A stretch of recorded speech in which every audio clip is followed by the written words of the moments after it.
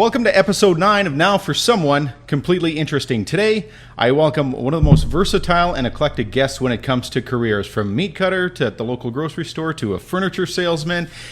He's worked in auto parts and sales, you were a salesman.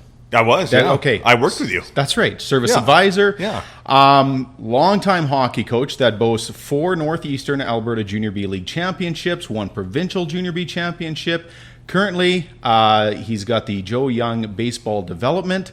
And, of course, let's not forget that time, Joe, that you actually played for the Toronto Blue Jays. One time I did. All right, I'm actually flattered that someone with your resume agreed to join me. Now for someone completely interesting, as I mentioned, I have Joe Young with me. Thanks again for joining. I'm definitely interested in talking a little bit more about your professional baseball career, obviously. But before you even made it to the majors, you were a part of a team that was actually inducted into the Canadian Baseball Hall of Fame. So if we can start there, you were on the only Canadian team to win the Youth National World Series. How did that all come about? All right, so basically I was playing baseball in Edmonton, Confederation Park. We had won a Senior League World Series, a Canadian Senior League World Series, and I got scouted by Baseball Alberta. And went to a few camps with them, made the team, went down to Florida to train. Had a great time. I think I was one of the youngest players on the team, being just 16. It was 16 to 18 years old, and then we went to the National Youth Selects Tournament, it's called. It was actually in Regina, Saskatchewan. And we had an okay tournament as a group, but, personally I pitched very well, and I was shocked that I got invited with 39 other guys to go to the Canadian baseball training camp in Saskatchewan. Actually, it was, I was shocked, couldn't believe it. And we went down there, trained for a week. We played like 4 exhibition games, played some college teams. And these guys are 21, 22 years old. I'm 16 years old. So, I'm scared to death. And but I pitched very well. They picked a team one evening, and I was fortunate enough I made it. And then we got on the bus the next day and went to Brandon, Manitoba, where the tournament was. All right, now let's go to the tournament here. It was, okay, so that's kind of neat. It was hosted on home soil. Yeah. The team itself, I had read an article, you guys really weren't expected to really show up. It was. No, we absolutely got our ass kicked in 2 preliminary games. We played Netherlands, I think it was, and they beat us around pretty good, and we were like, oh wow, this is going to be a long 2 weeks here. And then I don't know what happened. We got on a roll, and all the guys started playing very well, and I think we got a couple wins, and then you start going, you know what, we can compete with these guys. But it wasn't just a couple wins. If I read correctly, wasn't the first game of the tournament that you guys opened up, wasn't against a heavy favorite? I think it was Cuba? No, I pitched against Cuba in game 3. Oh, okay. Yeah, so we lost that game 3-2 in extra innings. But I think that game right there was kind of the telling point where, wow, we can actually compete with these guys. Let's face it, we're known as a hockey country, right? Yeah. So baseball isn't... wasn't really big back then. It is a little bit better now, but back then we had no chance. Right. But it's pretty cool. The whole, all of Brandon, the whole city. Once we started getting on a roll, they were right behind us, and we had sellouts at every game, like over 5,000-6,000 people. It was awesome. How did that feel as a 16-year-old? You've never played in front of a crowd like that? I got some words I can use that I probably wouldn't use right now. But no, it was. It propelled me, to do what I want to do, which, play pro ball later on down the road. And, if you can play in a situation like that and handle it, nerve-wise, you can be in any situation. So I guess that leads me to then. So you guys did really well on that. You end up winning the tournament. Yeah, we beat, who was it? I think we beat Chinese Taipei in the final. Yeah. Which I think them or Cuba or the States would win it every year. So. Right. So a complete upset on that. How does that factor in? Did you think even before that time, before that tournament, before those results, did you think there was potential for being a professional baseball player? Because you were playing a little bit of a high level of hockey too. I think after that tournament, when I started hearing more from people and scouts and people telling me that, wow, you really have a good arm and everything. Well, you kind of start thinking about it a little bit. So I was getting to the point there where I had to choose, between baseball and hockey. That's what it came down to. So, okay. And then, being in Edmonton in that area, there's lots of scouts, so everything worked out really well. So that tournament ended up in 1991. God damn, that was a long time ago. 2 years later, Yeah. short years later, your name gets called in the 93. Is it? How do they classify? Is it an entry draft? It's a Major League Baseball entry draft. Okay. Yeah. Okay. And of all teams, it's your favorite team that drafts you. Yeah, what a dream. And basically going into it, I knew I was going to get drafted at that point. Didn't know where, didn't know what round, what overall selection I would be. I just knew before the draft, I was, going out for dinner with Pat Gillick. I was going out for dinner with the GM of the Cincinnati Reds. Just everybody trying to get to know my personality. Right. Making sure I was a good kid. Was doing well in school. Because they make sure that they check everything before they pick somebody to be a part of their organization. It's not like you're talented, you're going to play. Yeah. Well, you have to have other attributes as well. And on that note, too, then, it's with baseball, too, you don't see a lot of 18-year-olds get drafted and make the jump to major leagues. Now, the next step is there's a lot that goes into it. And we're not talking that you're not even a tier down from the major leagues. You're all the way in where, Medicine Hat? I was in rookie ball in Medicine Hat. So basically I was as low as you could get. It's baseball draft is way different than hockey, right? So in hockey, if you're 18 years old and you're a top draft pick, well, you might play. But in baseball, there's not a chance that you're playing, in the big leagues right away. Right. You're going to pay your dues, which is 3-4 years, and make sure that you're, getting the reps, getting experienced, playing in front of fans, all over the United States and Canada. And, I think back as one of the greatest times of my life. Well, yeah, and I read that in a little bit of an article, but that's too where I guess a lot of your skills were honed and developed too, even going back to as far as, like you said, the rookie league with Medicine Hat. Oh, for sure. And I think what was pretty cool is I got drafted by Toronto, but I got to play in Medicine Hat. I think they really enjoyed having me there. I loved being on the team, still being in Alberta. So, that was a lot of fun, and, what a learning curve. And close to family and friends, too. Exactly. Okay. So from Medicine Hat, where did you go from there?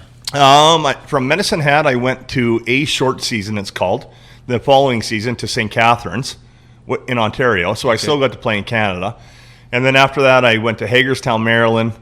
I went to Knoxville, Tennessee, Dunedin, Florida. So you're playing on, all these teams are affiliated with Toronto, right? Right. So you're all in the same organization, and you all have one goal, and that's to get to the big leagues. So there's how many teams under one organization, and all these guys are vying for the same job? Exactly. There's a lot of competition. So you can see why it's not just a get drafted, get into. No. You did actually make it up there, though. Well, you know what? I was on the Major League roster for 3 years. I played in Grapefruit League games with Toronto. I was there with Roger Clemens. Right. All the big guys. I spent spring training's a month and a half. I spent the whole spring training with them. And unfortunately, I played in those games, but I didn't make the regular season. I got hurt, and I didn't really say too much about my shoulder being sore, and because I was very, very close to making it, and unfortunately, injuries just kind of, wrecked the dream, I guess you could say. And it was one of those things. I remember you being interviewed in an article saying that it was one of the, you try to tough it out, but really maybe. Yeah, well, I think I said in one interview, you have that kind of like that hockey mentality, right, where you can play through pain. Well, you know what, that was in a something I should have brought to their attention a little bit more, and maybe I could have got it fixed quicker instead of hurting it, and having to shorten my career. But at one point, too, so the career didn't actually end with Toronto. You were with the Tampa Bay organization. I got selected by Tampa Bay. They call it the Rule 5 draft. Okay. And I went there for 2 years, and I had surgery, and I rehabbed for 2 years. They chose me. They knew what kind of ability I had, and they were hoping that I could make a comeback, and it was just, couldn't do it.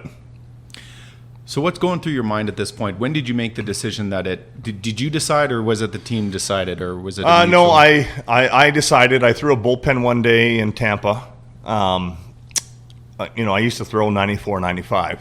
Yeah. And the ball used to come out of my hand, real good, nice life to it and everything. And I threw a bullpen there one day, and I don't even think I heard the catcher's mitt pop. And I went, God damn, I suck. right? Like I'm terrible now. Yeah. And I went, you know what? I walked off the field. I walked into Tom Foley's office, who was the director of the farming organization. And I went, you know what? I said, I'm going home, man. You know, it was deflating. I couldn't do it anymore. I went from throwing 95 to maybe throwing 80. And I wasn't going to make it anyways. Yeah. I knew that, right? And, you know, it's all about being honest at that point and, you know, going, you know what, I need to start something new and find something else to do in my life now. Did you have an idea at the time what you wanted to do? No, not really. I knew I wanted to come back to St. Paul, hang out at my dad's for a couple weeks and just kind of, you know, I was depressed for a while. Yeah. You know, my dad helped me out through it, and I hung out around here, hung out with some friends, because obviously I grew up here as well, between here and Fort McMurray. I played ball here. Right. So I have lots of friends here, so I hung out with those guys, played some golf, and, you know, till I kind of figured out what I wanted to do, and I still didn't know what I wanted to do at that point. So you did find a path eventually, and this is kind of an off-the-cuff question here I'm going to ask you. But believe me, I am going somewhere with this. Do you remember the first time we ever actually met face to face? No. You don't? No. Can I give you a hint? Sure. It was 2002. Okay. It was in March of 2002. Do you remember where you would have been at that time? No. You were in Edson, Alberta. Oh. Was I playing slow pitch? No. What was I doing? You were coaching bantam hockey in provincials. Midget. Was it midget? It was midget. I never coached. Yeah, Sorry, I never coached bantam. I coached midgets. You're right. You're right. And I was there. Yes. I think I had blonde hair. Possibly. Yeah. Your whole team did. Yes. So here I am. Well, grew up in Elk Point, which is just down the road. But here's St. Paul, Alberta is playing in the tournament. I'm working in the Edson radio station. Oh. I'm doing sports coverage for the tournament. Well, here's a name I recognized. Right. I just wanted to see who this Joe Young was, because obviously I've heard about you. Man, I never knew that. No, I interviewed you. Really? I interviewed you on the radio station. I'm glad I was that memorable. Oh. But here's where we're at now. You did find something. I found a few things. Well, a few things, but it's something that you've been doing for a long time and have enjoyed quite a bit of success at, I would say. So maybe not so much at that tournament, because I actually think Edson ended up winning the tournament. But was that the start of your coaching career? That was the first year I ever coached hockey. Okay. And you know what? You got to remember too. I did play in the Western Hockey League. Right. So I kind of knew a little bit about hockey as well. Well, for sure. Right? And like I said, you had to make a choice which direction career-wise, because when you play in the Western Hockey League, you're close enough that you can say, well, there's a good chance to go pro here. Exactly. So here you're coaching. You coached just the 1 year of midgets and then moved up. I coached 2 years of midgets. 2 years of midgets. Yeah. Okay. But then eventually moved up. I think you started as an assistant with the junior Bs. I did, yeah, for 3 years, I believe. Okay. Yeah. And then from there, you moved on to Saddle Lake, and I think that's actually 3 years assistant here, and then Corey Demisak and I were the co-coaches. Okay. The following year. Okay. And then that summer, Saddle Lake had hired me to coach the team. And that's where your success started. That's where we started to get rolling right championships. there. Yeah. So what's the feeling of that? So you're going back to when you're 16 years old, you're winning a big championship as a player, now as a coach. What's the difference in how you feel or how that transpired? Felt the same, man. Did it? I think anytime you win and you're competitive, it's a great feeling. So it didn't matter whether you were on the ice or not?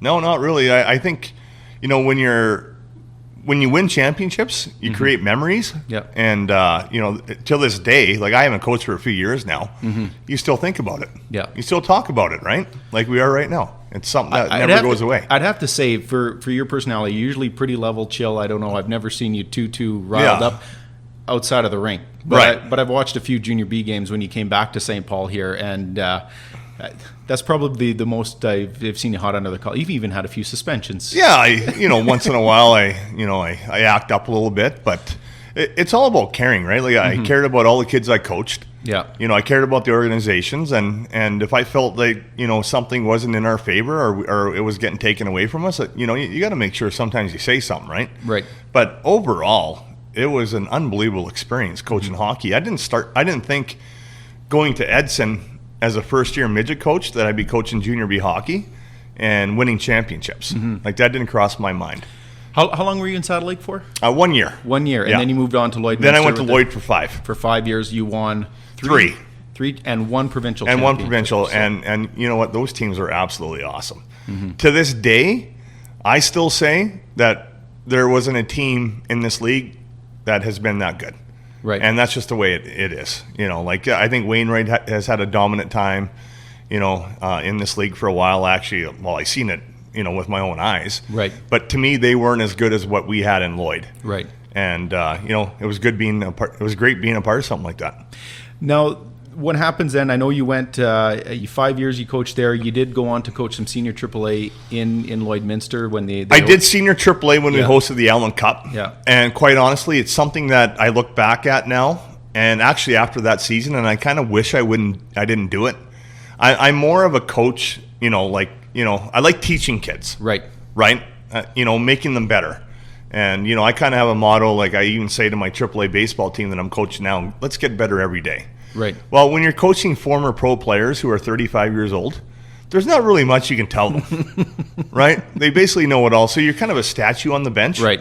You don't have the board out going, hey, let's do this, let's do that. You've played senior hockey, Ben, right? I watched a lot from the bench. Yeah, I was a good backup. You've dressed and you've been on the bench, right?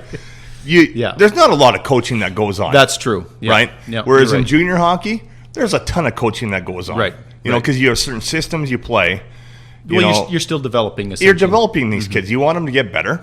You want them to become better humans, right? And that's what we went by. So all the success in Lloyd, you end up coming back to St. Paul, where you took the reins. How long were you the head coach here in St. Paul? I think I was 7 or 8 years. 7 or 8 years. Yeah. And I can honestly say that team was almost written off as far as being in existence. They were done when I got here. Pretty much. They were going to fold. Pretty much. And so you worked with what you had. You built up. You had a couple of rough seasons to the point where, Well, let's just put it this way. Our first regular season game when I came back, I was coaching with my brother-in-law, Jamie Sadlowski, and we're on the bench, and the team goes out for warm-up. They weren't the most talented team, right? Yeah. And there's a guy wearing glasses under his visor, right? That's just like, that shows what kind of personalities I had. Right. But I'll tell you what, if it wasn't for those guys starting it, we wouldn't have got anywhere. Right. So they kind of started where we start, they got the team back by showing up to play, and then we started having success a couple years later. But you know what? Who plays with glasses on? And I remember the kid's name to this day. I won't say it. I thought it was the funniest thing I ever seen. It actually made me laugh. And getting pumped like 20-1 that game, I still thought about the glasses after the game. Because what if he gets in an altercation? He's dead. Well, you wouldn't hit a kid with glasses, would you? Well, I'm sure a guy from Wainwright would. Oh, man. But you have to be proud of the way it's come now, because it has been, well, in the last few years you coached there, competitive enough that, well, you guys went to the finals. We went to league finals, yeah. You lost to Wainwright, yeah, but hosted provincials that year. Wainwright won provincials that year, and then went on to win the Western Junior B title. So you can't say, well, you came up short. You simply just lost to the most. And when we played Wainwright in the final, we competed with them for 60 minutes every game. Right? We knew it wasn't going to be easy, but we played them all season. We played them 4 times. I think we won 2, they won 2. Yeah. And every game was close. It wasn't like they beat the wheels off us every game. Like, we were right there with them. So if you had to say maybe the best team that never won a championship with? We had a great team that year. Yeah. We had lots of talent. Lots of talent. What would you be most proud of then as a coach? Would it be the championships, or would it be coming back here, resurrecting the program? Yeah, coming back here, because when they hired me, it was like, it was on my own terms basically. I made, they asked me if I would come back. They interviewed me, and I said, yeah, I know, yeah, I will come back. You gotta understand, it's kind of you look at it and it's kind of daunting, because I came from a very successful organization. Yeah. And I knew I was coming back here, which I was proud to come back here because I live here. This is my home, and try and get this team at least competitive on the ice. And we did it, and I had different coaches throughout the years, and we were fortunate. Once you start, stabilizing the organization, then the players actually call you. Yeah. Right? You don't have to go out hunting for them. They call you and say, hey, coach, can we come play for you this year? Well, I can remember being on the golf course in June, the second year you were coaching with you, and you being on the phone half the time. Oh, exactly. And that's all I did. And I think the biggest turnaround for the organization was Jordan Wozniak. you know him, right? Absolutely, yeah. You've been in the same locker room or dressing room as him. Yeah. He called me. He was playing Junior A in Lloyd. Yeah. And he called me and he said, Joe, I want to come play in St. Paul. Well, that just turned the whole organization around there. Yeah. They're like, a Junior A player wants to come play in St. Paul. And that, from that minute, the team took off. But that's a guy, too, that draws people with him. I know exactly. that. Because he's a local kid, right? And then being involved with now, he's playing senior hockey in Oak Point. Yeah. And, I think he's definitely been an anchor on that team as well. That was a turning point for me right there. Right. And it's because and Sadlow too. Sadlow liked it because Sadlow coached a D, and he's like, "Now I got somebody I can, we can build around." Well, the guy's a wrecking ball. Yeah, exactly. So fearless as far as exactly from what I've seen as a player. Between professional baseball coaching, when you look back on some of the things you did, what would be maybe a couple of your favorite memories? Like besides sports? Well, no. Let's go back into Major League Baseball. Yeah. That professional baseball. In 6 years, even grinding it out and being on rosters, but not actually playing in the regular season. Yeah. But there's got to be something that stands out as. Well, I think playing winter ball in Venezuela, like when the Blue Jays sent me there for a few months, that was quite the experience. Playing, in front of security guards who have machine guns, and and you're trying to concentrate and get into a game. You don't want to have a bad game. You don't want to have a bad game, right? Because you're like, are these guys going to kill you if you suck tonight or what? But, it's plus 40 in Venezuela.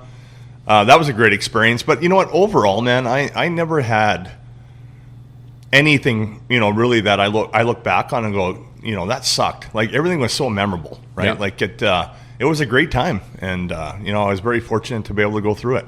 Let's take that to where it leads to right now. We mentioned it earlier. You have your own development, baseball development. Yeah. Joe Young Baseball Development. You can find him on Facebook and Instagram. Just search Joe Young Baseball Development. We talked a little bit before we started recording here, but what's a little bit of your philosophy with that? Well, you know what? I just want to give back. There's not too many people around here that have played at a level of baseball that I played. So right. I want to give back to the kids. I want them to get better. They get professional coaching. Right. Stuff that I learned, with the Blue Jays is what I'm teaching these kids. Right. Right. So it's not wrong. It's the right way. Right. And most of all, I want them to have fun. Right. Like I know when I was that age, 6, 7, 8 years old, or even the older kids now that come work out at my facility or at my acreage. Mm-hmm. I thought it was so cool when I was younger that I got to hang out with somebody who played at a high level or played college or whatever, because you're getting quality instruction. That's right. Right? I sat in the classroom as well, and I got all my, my certificates and all that, but that doesn't make me, what I am, mm-hmm. Which is somebody who learned from some of the best coaches in the world. Right. So I'm just handing that, to the kids that I work with every day. So there you basically answered what I wanted to say is like, what did you draw from your professional career that you're past? Obviously, Coaching. You're with the best coaches in the world, right? It's something you can't beat. Like, any situation that I've ever been in, I learned from my coaches. Right. If it's coming to talk to me on the mound, if I'm struggling, if it's working on something, on the side during practice or whatever. So, did any of your professional coaching that you learned through baseball, did any of that transcend through hockey as well? I mean, it's two different sports, but there is intangibles. I think with me, it's my compete level that helps. Right. Me, right. I'm very competitive. I'm very intense, and maybe in hockey I wasn't the greatest X's and O's guy, but I could motivate you and get you ready to play. Right. Well, Joe, I want to thank you again. Joe Young, he's passing on his knowledge and expertise. It's Joe Young Baseball Development. Find them on their Facebook page. I don't know if we can get a shot of that shirt there that says it all right there. That says. Thank you so much again, Joe. Listen, is that penguin still a St. Paul Dodge? Yes. Yeah, I love that penguin. It doesn't work anymore. No, it doesn't? No, oh my God. No. I might wrap it up. I was going to wrap it up and give it to you as a Christmas gift. Oh. That's a whole other episode. I would have loved that. Yeah. Well, we won't talk about the penguin per se, but the penguin is still around. It's still around. Awesome. All right. Hey, if you enjoyed this episode, please like and share. You can check us out other episodes via YouTube or your favorite podcast provider by searching poulinradio or Now for Someone Completely Interesting. And this has been someone completely interesting. I always knew he was. Once again, Joe Young. Thank you so much. Thanks, Ben.